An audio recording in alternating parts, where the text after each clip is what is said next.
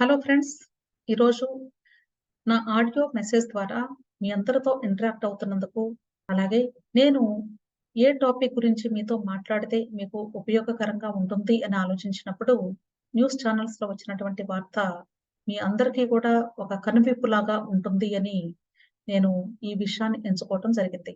ఎందుకు కనువిప్పు అన్నాను అంటే, మనం డైలీ న్యూస్ పేపర్స్‌లో, న్యూస్ ఛానెల్స్‌లో, సోషల్ మీడియాలో ఎన్నో సంఘటనలు వింటూ ఉంటాము. అలాగే చూస్తూ ఉంటాము. అయినా సరే పెద్దగా దానికి ఇంపార్టెన్స్ ఇవ్వము.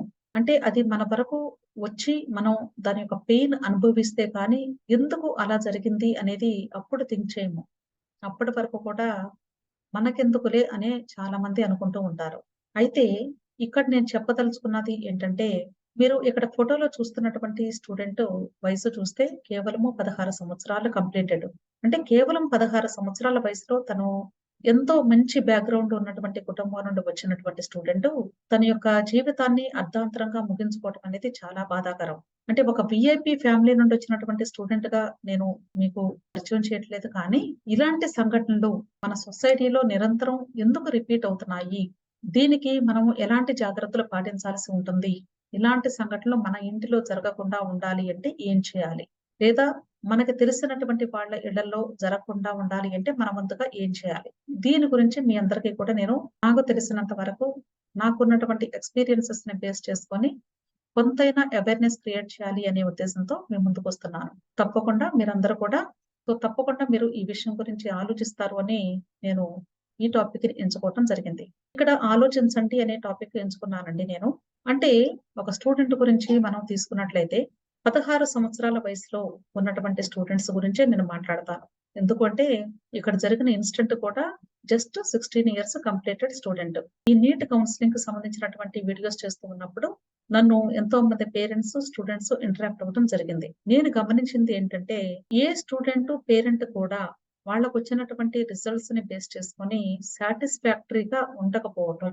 అంటే ఎవ్వరు కూడా సంతృప్తి చెందటం అనేది లేదు. అంటే ఎన్ని మార్క్స్ వచ్చినా సరే వాళ్ళకి అసంతృప్తే.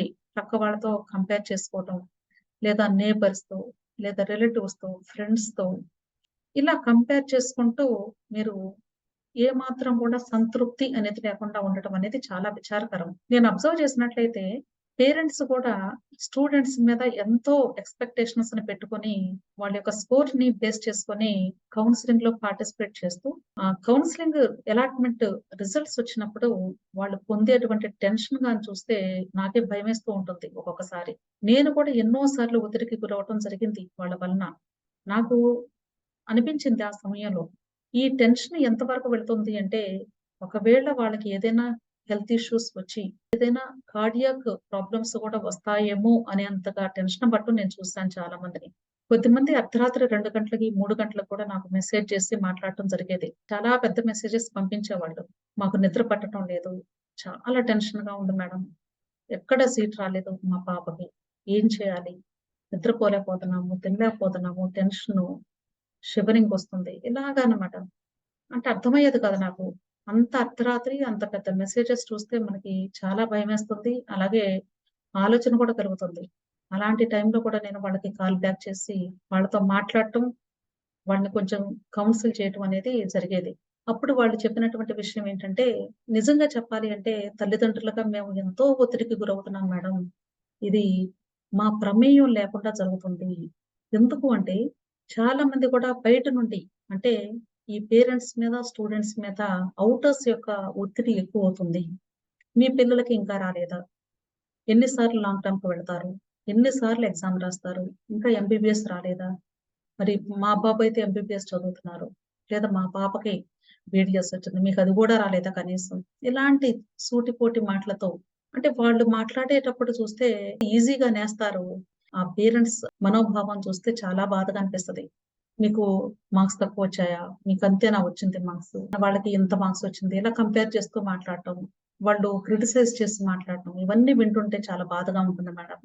ముందు వాళ్ళ టెన్షన్ మేము తట్టుకోలేకపోతున్నామని చెప్పడం జరుగుతుంది. నేను అబ్జర్వ్ చేసిందేంటంటే స్టూడెంట్స్ వాళ్ళు ఈ మెంటల్ స్ట్రెస్ తట్టుకోలేరు అని మనందరికీ తెలుసు. కానీ విషయం ఏంటంటే ఈ ఇంటర్మీడియేట్ నుండి గ్రాడ్యుయేషన్‌కి వెళ్ళే ప్రక్రియలో అంటే ఎయిదర్ ఇంజినీరింగ్ అవ్వనివ్వండి, మెడిసిన్ అవ్వనివ్వండి. తల్లిదండ్రులు కూడా ఈక్వలెంట్ గా ఒత్తిడికి గురవుతున్నారు అనే విషయాన్ని నేను గ్రహించాను. అంటే ఐఐటి రావాలి, అదే బైపీసీ స్టూడెంట్ అయితే ఎంబీబీఎస్ రావాలి. కేవలము ఈ 2 మాత్రమే ఫోకస్ అందరికీ కూడా. ఈ ప్రాసెస్ లో ఎంత వరకు వెళుతుంది అంటే 107 మార్కులు కట్ ఆఫ్ మార్క్ అయితే 107 మార్కులు వచ్చినటువంటి స్టూడెంట్, డబ్బులు ఉన్నటువంటి ఫ్యామిలీ అయితే వాళ్ళు స్టూడెంట్ ని కాలేజ్ జాయిన్ చేయడం జరుగుతుంది. జస్ట్ క్వాలిఫై అయినటువంటి స్టూడెంట్ అంటే జస్ట్ ఏదో ఒకటి ర్యాండమ్ గా బబుల్ చేసినా కూడా క్వాలిఫై అవుతారు. కేవలము మీ పిల్లలు ఎంబీబీఎస్ సీట్ పొందాలి, సొసైటీలో గర్వంగా చెప్పుకోవాలి. నేను ఈ విషయాన్ని చాలా గట్టిగా ఖండిస్తానండి. ఎందుకంటే నాకు చాలా వరీగా ఉంటుంది. అసలు మీ అందరికి హెల్ప్ చేస్తున్నానే కానీ లీస్ట్ స్కోర్ వచ్చి నాతో మాట్లాడినప్పుడు చాలా పెయిన్ఫుల్ గా ఉంటుంది. అంటే వాళ్ళకి ఎంత మనీ ఉన్నప్పటికీ కూడా స్ట్రెంగ్త్ కూడా తెలియాలి. తను చదవగలుగుతాడా, కోర్సు ఇన్ టైంలో పూర్తి చేయగలుగుతాడా, ఇలాంటివి ఏమీ లేకుండా మా డాక్టర్ అవ్వటం అంటే చాలా ఇష్టం. కాబట్టి మా అబ్బాయిని నేను డాక్టర్ చేస్తా. తల్లిదండ్రులే ఇక్కడ ఎక్కువగా మేజర్ రోల్ ప్లే చేస్తున్నారండి. ఆలోచించండి, గమనించండి తల్లిదండ్రులు మీరు. పిల్లలకి కూడా మనం కొంచెం ఇంపార్టెన్స్ ఇవ్వడం చాలా మంచిది. మనం డైలీ కలిసే ఉంటాం కాబట్టి ఇంట్లో డెఫినిట్ గా కొంతైనా మనం గమనిస్తూ ఉండాలి ప్రతి ఒక్క వ్యక్తిని, మనం ఇతరులని. అప్పుడు ఏదైనా సమస్యలు ఉన్నప్పుడు దాన్ని ఓపెన్ గా కూర్చొని అందరూ సమక్షంలో తీర్చుకుంటే మంచిది. తల్లిదండ్రులు కూడా బిడ్డల్ని మనతో ఓపెన్ గా మాట్లాడటానికి మనం వాళ్ళని పర్మిట్ చేయాలి. అర్థమైంది కదా! సో, అంతేగాని తల్లిదండ్రులు మీరు పిల్లలు అంటే కేవలం వినటానికి మాత్రమే అన్నట్లుగా కాకుండా, ఒక మ్యూచువల్ ఇంటరాక్షన్‌తో తల్లిదండ్రులు, అలాగే పిల్లలు ఇద్దరు కూడా ఒకరికొకరు అర్థం చేసుకుంటే ఇలాంటి సమస్యలు రావు అని చెప్తున్నాను నేను.